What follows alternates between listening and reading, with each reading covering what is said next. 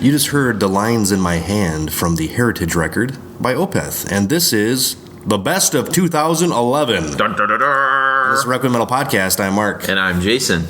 And this has become a tradition that we've done, I think, since either 2008 we did our first best of, and then we did one in 2009, did one in... so this is number 4. I think this is our 4th annual best of 2000. And this one that's coming from the Requiem Mansion. Yes, we are on vacation up at Destination Unknown. Yes. At the Requiem Mansion, which, of course, if you're Facebook friends with us, you've already seen some of the wonderful photos of us preparing for the show by, heavy relaxation, yes. a full spa treatment. And if you wondered where the girls are, they were taking the photos. Yes, they were. The hot tub girls. No. No one needs to get in trouble here. The reason we started with Opeth, obviously, is because I think it would be a pretty fair statement in the metal world to say this was the most divisive album of 2011 in the extreme metal world.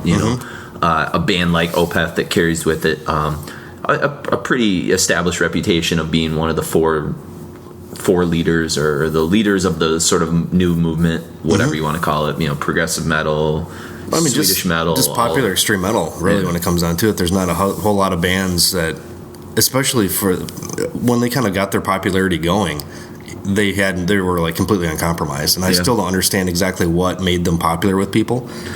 I mean, if it was more accessible because they did have like softer passages or something. I think that's what, and when we did our 2-parter on Opeth, that's I think what was so appealing to like my group of friends is the fact that you could play Opeth for like your girlfriend. Mm-hmm. And lure her into extreme metal almost in a way. And that's just a metaphor, but it was that way with any of your non-metal friends. You could be like, hey, dude, check this part out. And they'd be like, wow, that's really beautiful. And then you're like, oh, but just wait. Yeah, here it comes. And there was that dynamic. And I think I think what Opeth was it was a way to show that metal was not unintelligent. Metal was a very thought out, musicians oriented, technical kind of field of music. And it wasn't. Well, yeah, I think Opeth brought in the crowd, if not the the people screaming in the parking lot and taking their shirts off. And I'm sure there's a couple of those, but they brought in a different demographic into it, not the Lamb of God and Chimera and that kind of fan. Mm-hmm. I don't know if they necessarily got into the Opeth thing, but it brought in a different.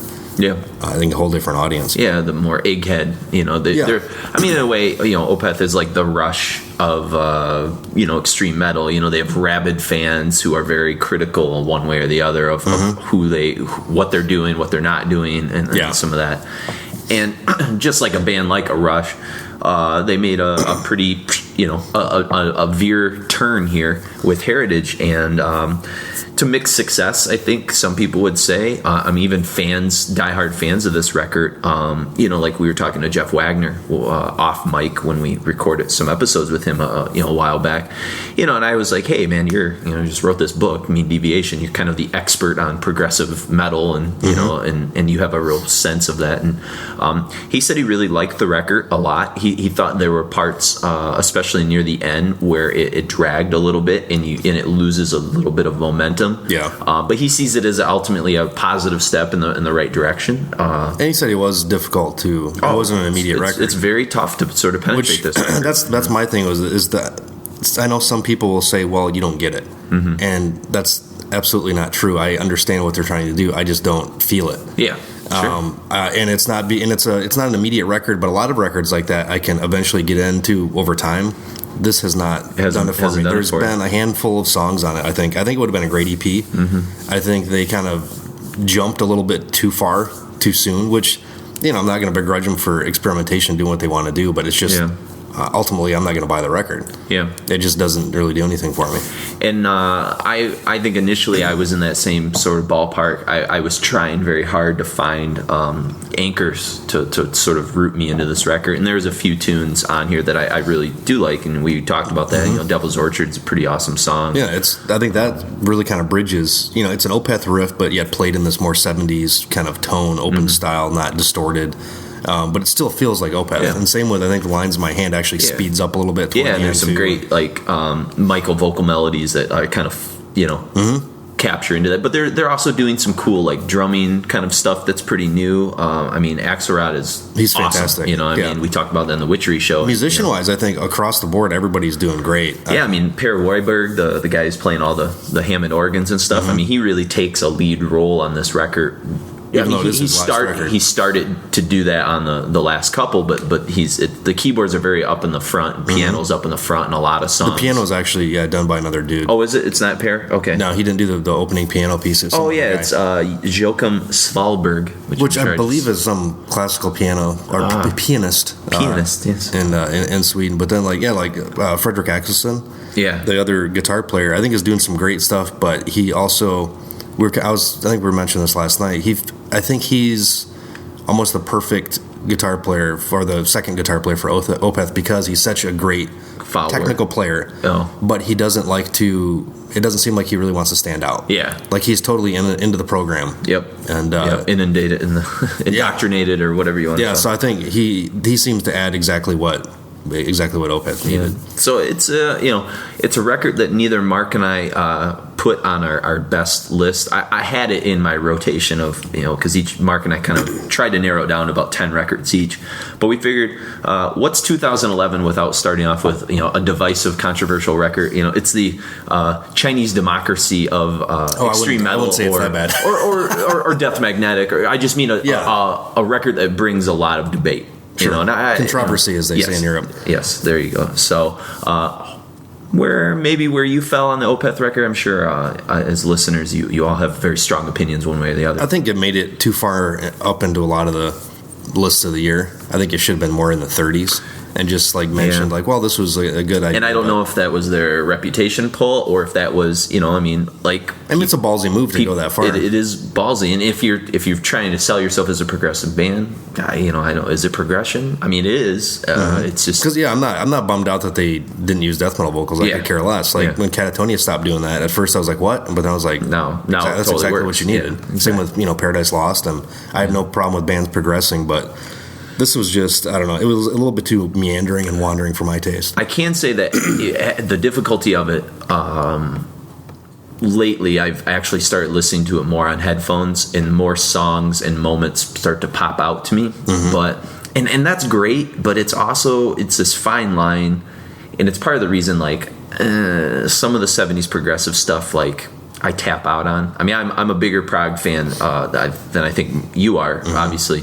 But I have my limits too, where if it's to the point where I have to almost do hardcore Buddhist meditation to find the moments of an album. We don't have time for music like that. Yeah, there's a fine line, and I'm all for the discovery of really hearing a record after hearing it maybe 5 or 6 times and going, oh, I never really heard it in this context. Yeah, and there's those moments on this record, but.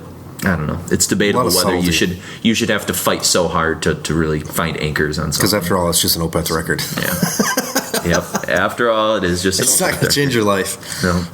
Hey, there's people crying right now, Mark. I'm sure. The next record will change your life. Yes.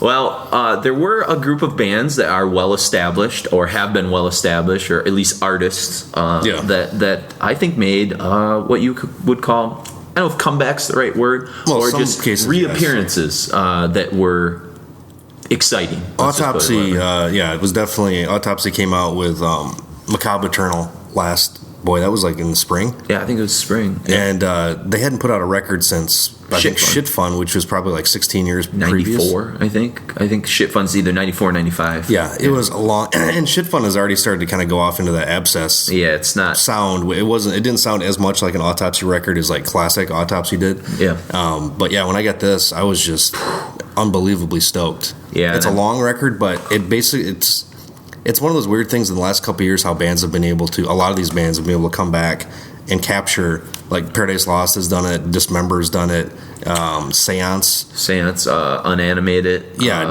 I mean, these bands that have had a lot of bands aren't even around as long as these gaps have been. Yeah. And they've come back and managed to, stoke the fires of what really made them great to begin with, so. Yeah, and they had the EP that they put out last year. Tomb Within, and so that was kind of a hint that, hey, we're recording again, we're writing songs, and of course they've played live. We saw them at, Maryland Death Fest a couple years ago, which was just incredible, and yeah, it was nice to hear a record like this. The song we're gonna play in a few minutes, "Dirty Gore Whore," classic Autopsy title. Just has this almost sick bolt thrower-esque kind of simple, like repetitive breakdown that just totally works for these guys, And then, I think a ballsy move from these guys is the song like Sadistic Gratification, which is like 11 and a half minutes long.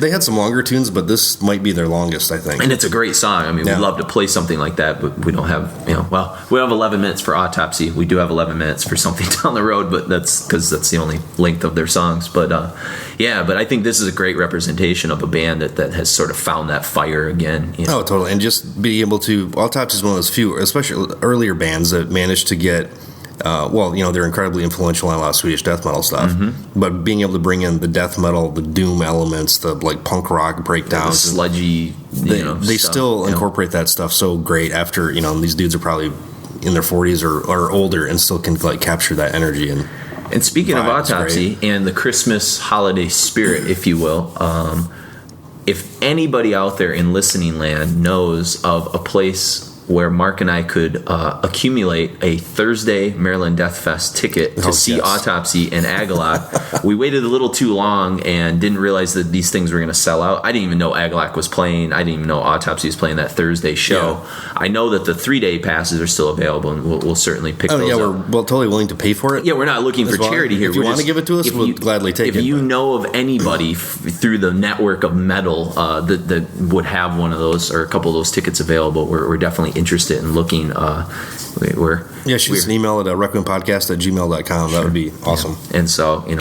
as we're about to approach Autopsy, it reminded me of that failure on our parts. You got to crowdsource, man, if you need to. Gotta. But a couple other things that sort of made, I think, comebacks. And I wasn't surprised. I was actually kind of looking forward to this record, which is Surreal Overdose from Deceased. King Fowley and company. Because we saw them, speaking at Maryland Death Fest, we saw them a couple years back at Maryland Death Fest, and there was just something like, wow. It was almost like where you walk into a room and you don't know what's going on. People are like why is everybody so excited? And then if for those who don't know, King Fowley used to be the drummer as well. Yep. So he was always kind of behind the kit.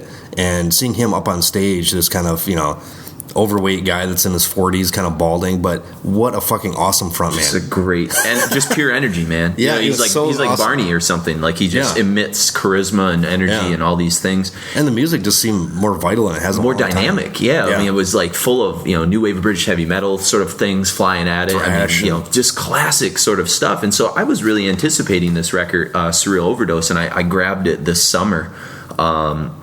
And I listened to the shit out of it. And, Mark heard it a couple times here and there in my car. But, I mean, the thing, every time you put it on, like, you're like, oh, I should be listening to this way more. Like, you almost forget about it because it's Deceased. And I think a lot of people just take them for granted because they've been around since, like, 89 or something and putting out shit tons of demos, EPs, but only about 5 full-length records. Sure. And they're just hit or miss, like that record that they put out in 2004. I didn't even hear it, but the reputation of it was that it was kind of lackluster compared to the previous two, like Fearless Undead Machines and Supernatural Addiction. Was that Supernatural Addiction? Okay. Yeah. Every time I say Supernatural Addiction, I think of Cathedral. Supernatural Birth Machine. Exactly. Yeah. So but I think they're one of those bands. A lot of people just like, oh, it's Deceased. Yeah. Like, they'll be around forever. But this is definitely worth checking. Yeah, definitely worth checking out. So we got Skin Crawling Progress coming up from them, and then I think a third band, and I wouldn't say that it's necessarily a comeback per band because this is a brand new band. Yeah. It's Vallenfyre, but I think it's a comeback in a way for a certain style of songwriting, maybe. And for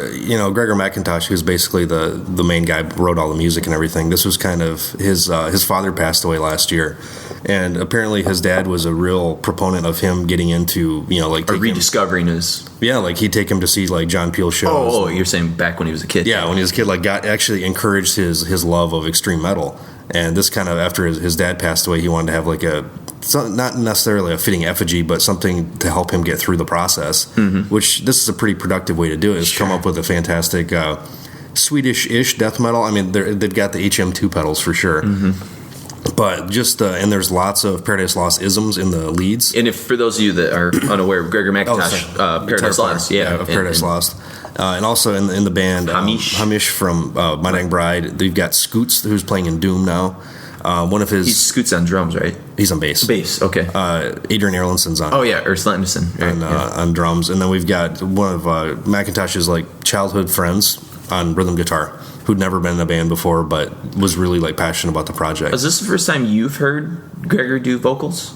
It's the first time anybody's heard Gregor do vocals. Okay, yeah. I couldn't remember if he ever did anything on the early Paradise Lost stuff along with Nick Holmes. No, he's never credited for it. Huh. I kind of doubt it. But it's nice to hear, especially somebody who, from that group, because really the guys in Paradise Lost have not been any side projects. Yeah. That's been their main thing for forever.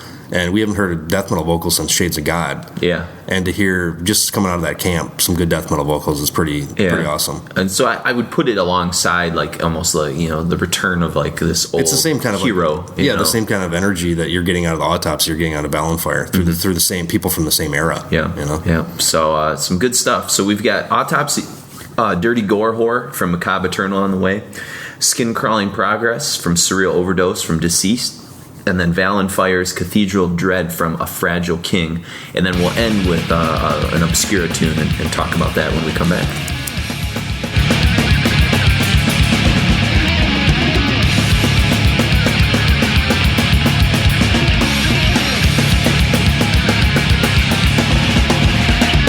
You're going out for work, but it's all pussy for mine. In my hand I have a rock. To your skull or grind, I take you back to my room. Jurassic fuzz for your tomb. Little slices bring big pain. Someone say I'm insane.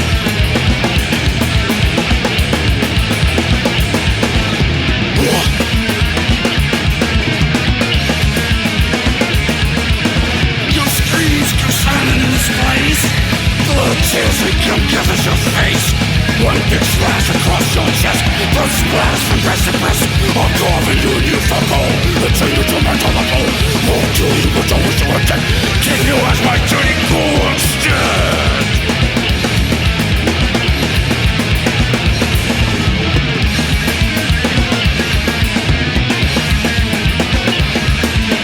Break you.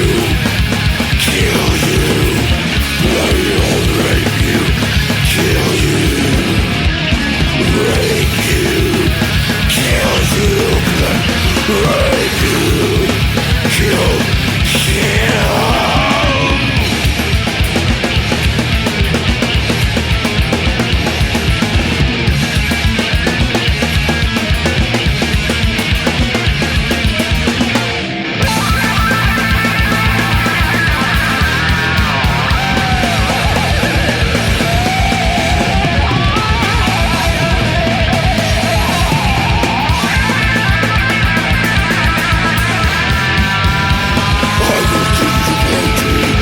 Control the religious.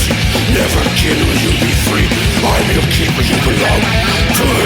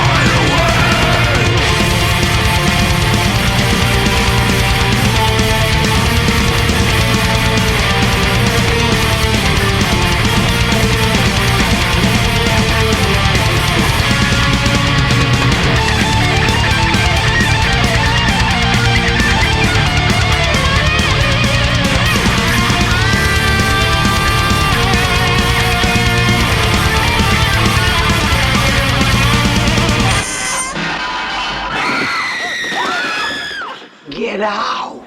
Get out! And never, never come back.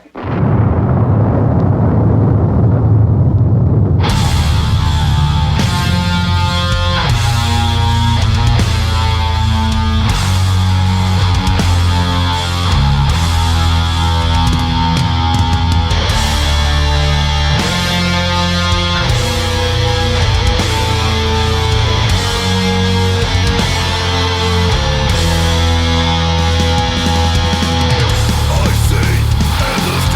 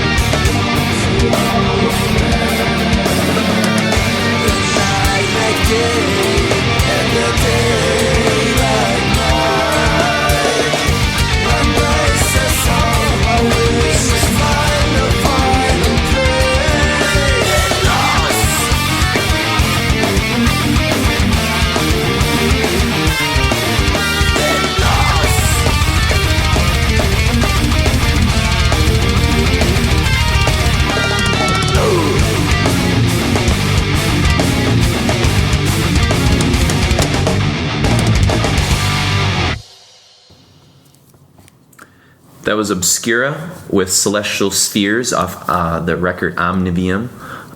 We had Vallenfyre, Cathedral of Dread, Deceased Skin Crawling Progress, and Dirty Gore Whore from Autopsy.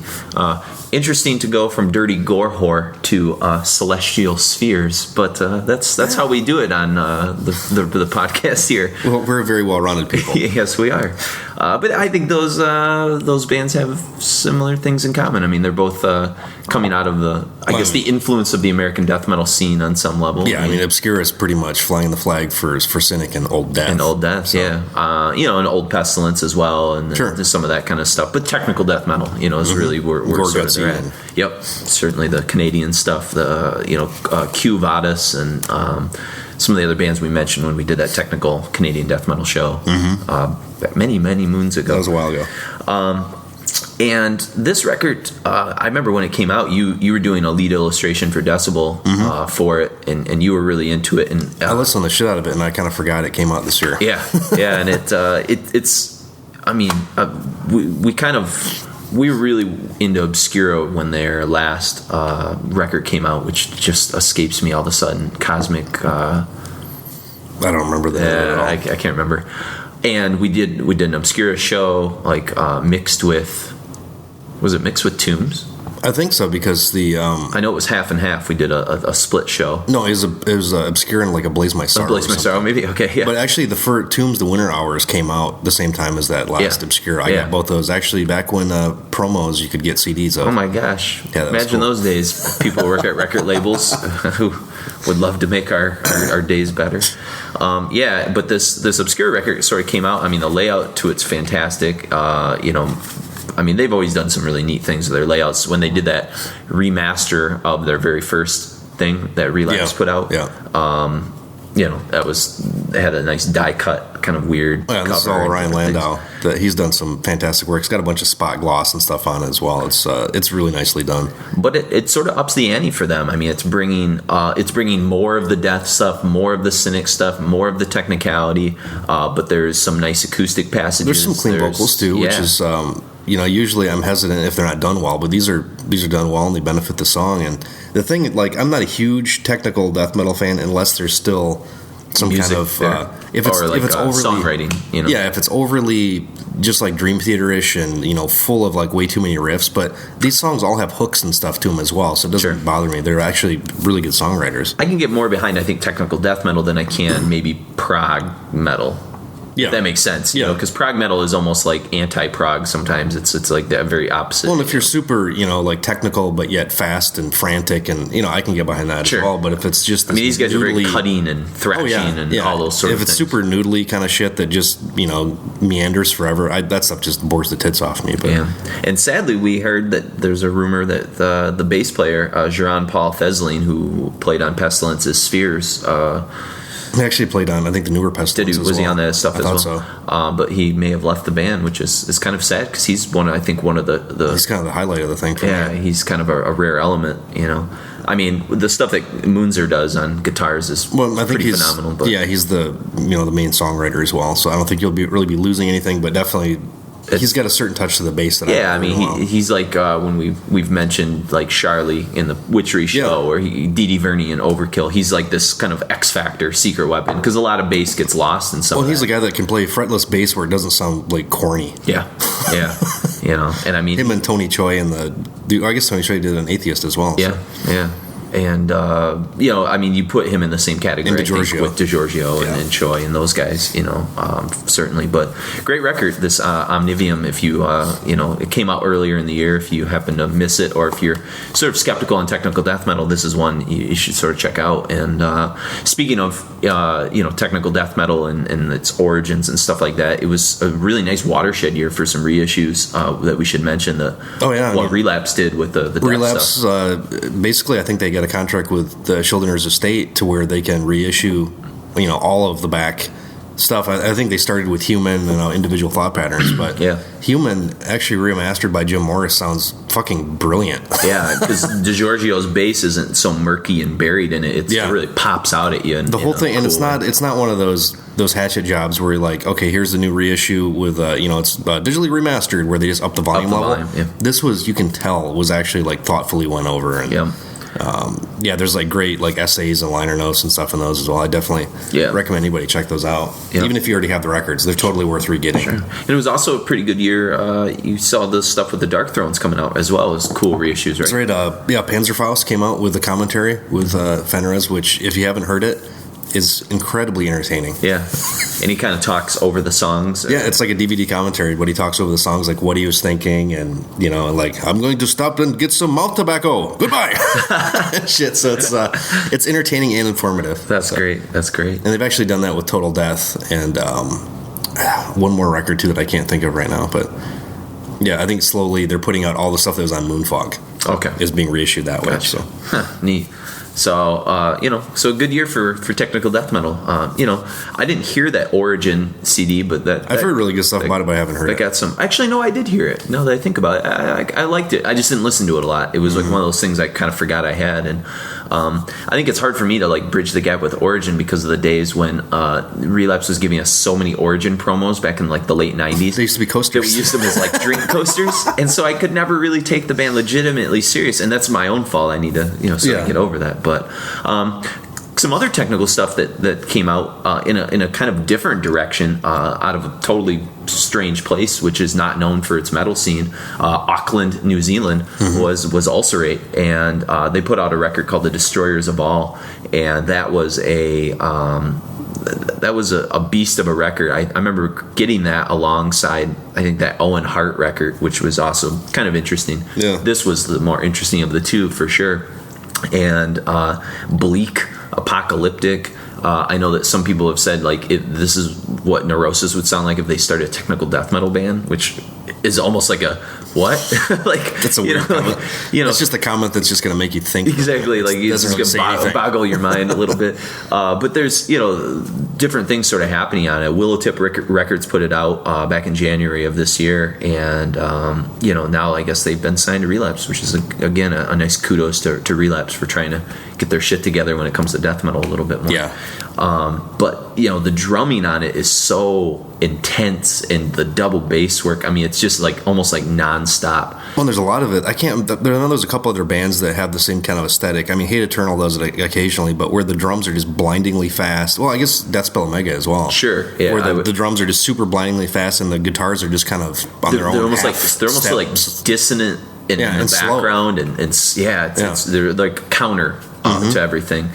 And the weird part is the vocals and the drums take such like a huge place of this Ulcerate stuff that a lot of the guitar and bass work in the background is sort of like just sort of floating around in that way, that kind of weird atmospheric dissonance thing that like Deathspell Omega does, or even Gorguts to some extent was doing that like on the more complex stuff like Obscura, and things like that, where like it was all sort of dissonant in the background and challenging, and so it took me a few listens to like I knew I liked this Ulcerate, but I didn't really understand it, and it's something that like I pulled out occasionally throughout the year, and it held up pretty well. So we've got that sort of on the way, and then speaking of dissonant and atmospheric and things, Decibel's album of the year, and certainly a record I enjoyed a lot, especially in the last couple months, because I think I heard Passive Totality from Tombs at the wrong time.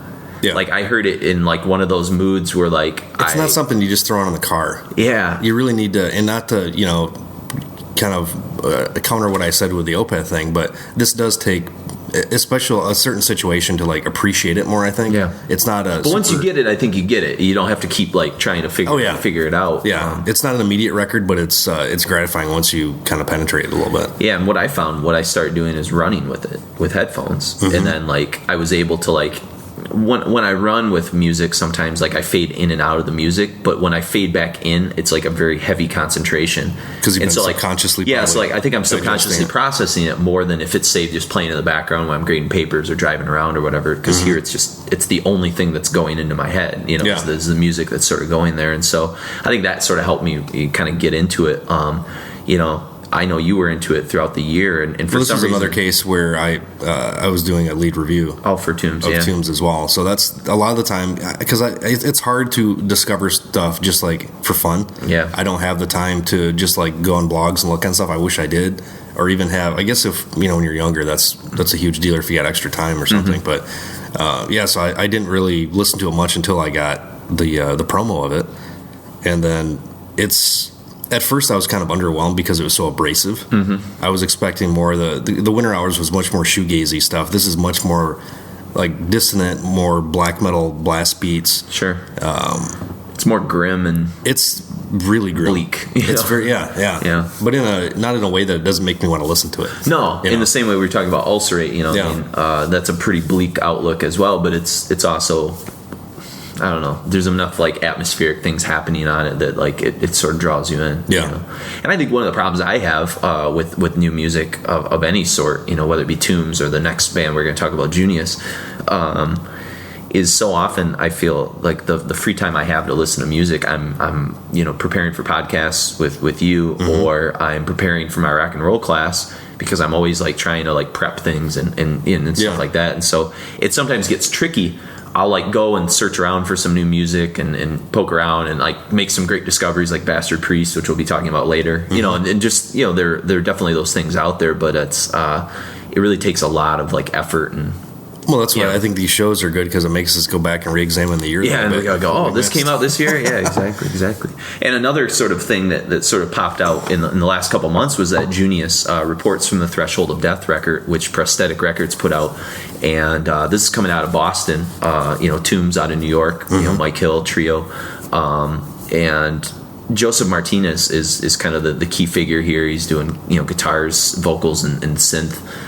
Stuff, and very much in the Chino Murillo camp. Yeah, to me, I feel like this is if Porcupine Tree, Deftones, and Catatonia like made a record together, this might be what it sounds like. And it'll be better than the Eckerfeld Wilson record that I've heard about. But hey, that'll be an interesting record. See how each of those guys, Wilson, how they can outprop one another, or how they rein each other in. I think is the better question. I've heard that it doesn't need to be released. Really? That it's more of it should have just been them having fun together. Gotcha. Kind of like Steel. Well, Steel I enjoyed. Well, I know, but that was like almost like a drunken kind of like. If it was put out that way, that'd be fine. Yeah. But you get two guys that get a little bit too pretentious about themselves, and that's true. Yeah. But whatever. But I would say something like the Junius, even though it has some of those Porcupine Tree overtones and things like. More like vocal hooks and some of the warmth melodies and stuff that Porcupine Tree was sort of known for in their, I guess, mid-period years, the late 90s, early 2000s. But, it's a metal record. It's definitely shoegaze influence. It's definitely influenced by the Deftones, Catatonia-esque, whatever you want to call that, alternative metal. Whatever those bands are, it has some of that sort of feel to it, and it holds up pretty well. I know a buddy of ours, Mark Coughlin, who owns Saw Her Ghost Records, was posting some stuff about driving up here in the dark up north for Christmas and just listening to Junius and like almost like fading in and out of like meditation and stuff. That's not good. Yeah, but he said it was like a good place. Like he was totally aware, but he was just sort of like in this cool like cosmic space, But this is a little bit more hopeful than the Ulcerate and the Tombs. It's not nearly as bleak, but it's also dealing. Well, the Tombs was very like cathartic record for Mike Hill. Just with, I guess he went through some emotional issues and then started like doing like yoga and some kind of Korean boxing or something. Yeah, but then I think he also mixes it with like psilocybin tea and stuff like that, right? Like organic hallucinogenics. Yeah, and it's which the result. Whatever it takes to get you through, man. That's pretty awesome. And it's certainly, I think, a record that the Tombs and Junius and some of this stuff is stuff that I think as you go back each time, there's new discoveries, and that's kind of nice. Yeah. Whereas like the stuff, nothing against like the autopsies of the world, but like you kind of know what you get when you're opening up the Autopsy box. Whereas some of these more difficult bands to penetrate that have the good payoff at the end continue to sort of like this is a record like I pull out and I'm like, oh, I forgot about this song, or oh, I forgot about this part or something like that, and so we've got Reports Universe Without Stars, the name of the record's Reports from the Threshold of Death.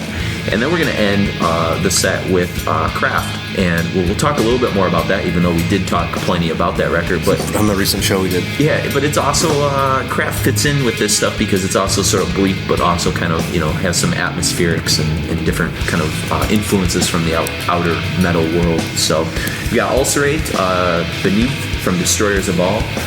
We've got Constellations from Path of Totality from Tombs. A Universe Without Stars from Junius is Reports from the Threshold of Death. And Serpent Soul from Void from Craft.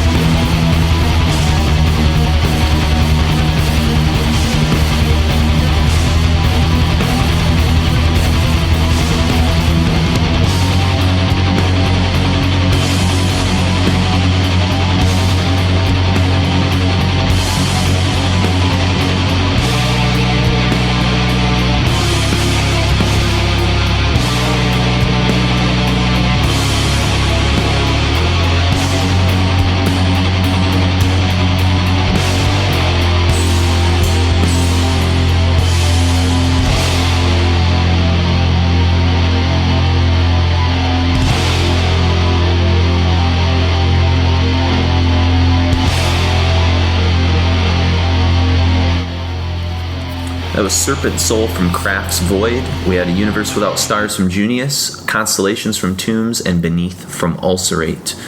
And we've what about that Craft record, Mark? We've Void. Yeah. If you go back a couple episodes, we did an entire retrospective of the Swedish band Craft. Yeah. That made it on a couple lists. It wasn't. There's so many lists out there right now, and I don't know. I don't want to put any kind of like judgment on anybody's list because ultimately they don't mean anything. We're just talking about what we like and what we like the most of the year, and if people like our opinions, then maybe they'll check stuff out. Sure.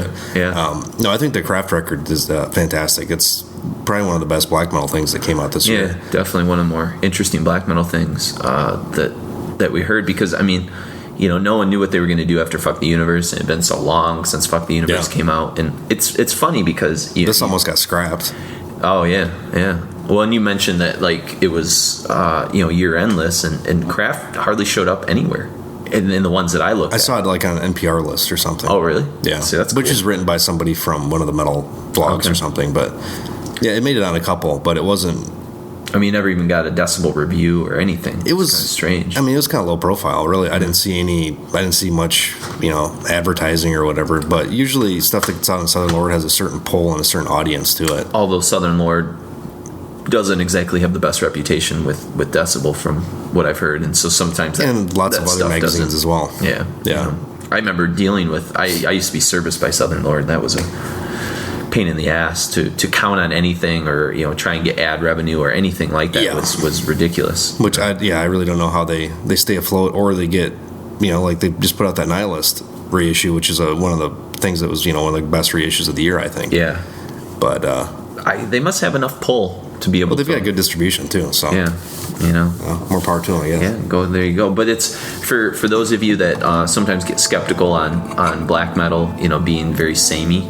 Craft Void, it's got a lot of nice, Thorns influence, Satyricon influenced, Dark Throne, but kind of their own sort of Swedish twist on things as well. But it also has like some of the influences from like Gehenna feel, not the hard rock Gehenna hard rock or King of the Sidewalk, but Gehenna with an A, not with an H. Yeah. But we're gonna end part one of our year end with a very, I guess, atmospheric, dreamy kind of song from one of the records that kind of stuck with me in the last probably 3 or 4 months. Again, one of those records you keep pulling out, and every time you listen to it, you kind of pull more and more out of it. And it's a band, I had their previous record called The Great Cessation from Yob, but I didn't get into it a lot. I think the songs were long. And sometimes that can be like a killer for me because of my time is so strange that I don't have time to sit and listen to 12-minute songs all the time. I need almost short bursts. Now that I'm a teacher, I've sort of become part of the ADD generation that I'm teaching. I need it instantly at me. But when I've had time to sort of sit and nestle with Atma from Yob, the more I really dig this record, and we just found out what Yob means. It's street thugs. When you spill out of the bar at night. Yeah, the pubs. Yob. Yeah. It's a Yob culture. Yeah, Yob mob. The Yob mob. And it was like a slang term, I guess, that meant boy spelled backwards. Kind of like a diss on somebody that's like a man child or something like that. If somebody pisses you off, say their name backwards. Yeah, there you go. Ooh, it really hit. It's almost like Satan. Yep. But these guys are a 3-piece, and the vocals and guitar work of Mike Schmid, I think is how you pronounce that, pretty awesome. And they're from Oregon, which sort of fits with that aesthetic, the sort of northwest, especially Eugene area. Yeah. I think that's from kind of where Agalak's from, correct? Is sort of up in that area. Yeah, it's near Portland. And then Wolves in the Throne Room are kind of from that area. Seattle, aren't they? Are they from Seattle? Or that whatever northern, Pacific Northwest. And so all those bands have a certain strange Pacific Northwest kind of aesthetic, and actually people have requested us to do a show on that scene sometime, which would be probably pretty interesting because it is sort of a weird scene that's out there. But they've sort of been consistently releasing these sort of great epic doom records through the years. I don't know where, if you had ever heard of them through the years here and there. I've heard of them, but I never really gave them much. I listened to them a little bit, a couple years ago, but nothing really grabbed me right away. Yeah. It's just something I wasn't in the mood for. And that's the problem with these guys, but they seem to have a huge cult following. I know Coughlin, a friend of ours, Mark Coughlin, is way into Yob, and so, they're on, Profound Lore as well, so that's, it's got a certain cachet with it. Sure. Profound Lore had a really great year last year, especially with Dawnbringer and the Ludicrous record and a few other things. Was Agalak on Profound Lore? Yeah. Shit, it was. It wasn't. Yeah. Damn. Yeah, they had a good year. Yeah, that was a pretty good year. But this Yob thing, the song we're gonna kind of close out with is very atmospheric. It's kind of long. It's epic. It's called "Adrift in the Ocean," and it actually features some guest vocals by Scott Kelly from Neurosis, and definitely Neurosis. Does some of the best vocals around, I think. Yeah, he's one of my favorite screamers. He's cool, and I mean he's always making appearances on Mastodon records and stuff. But was Scott Kelly on that new Converge, or was it just Steve Von Till? I feel like they had so many guest people all over that, but it's like a holiday Christmas record. Yeah, or something. A little Cave-In, Tony Bennett, Genghis Tron, and some other guys. But Adrift in the Ocean has a nice build towards it, and I really like some of the weird ways in which the vocals are used in the song. It has kind of a strange hooky kind of feel to it. But anyways, so we hope you've enjoyed the first half of some of these best of 2010, 2011. Sorry, I can't get the year right. Yeah, it's almost 2012. Yeah, I know. And let us know what you thought. Shoot us an email at requiempodcast@gmail.com. Check us out on Facebook, Mark and Jason. Leave a star rating on iTunes for us. Tell other people about it. Put it on Facebook. Put it on your blog. Tell your brother. Tell your sister. Tell your reverend. Anybody that you think might be into it. And if you'd like to be an executive producer yourself, check us out on the website requiempodcast.com, where you can click on becoming an executive producer. Help us out. And just to show how much that means to us, that just paid for our web hosting this year in our domain name. So that's it's very, very appreciated. Because contrary to what you might believe, we don't make any money doing plus, this is a losing endeavor because we end up buying crap. Yeah. So it's Yeah. If you want to look at our books, they are in the red. Yes. But anyway, so enjoy the end of part 1. We'll be back real quick here with part 2. Yob's Adrift in the Ocean from Atma. I'm Jason. And I'm Art.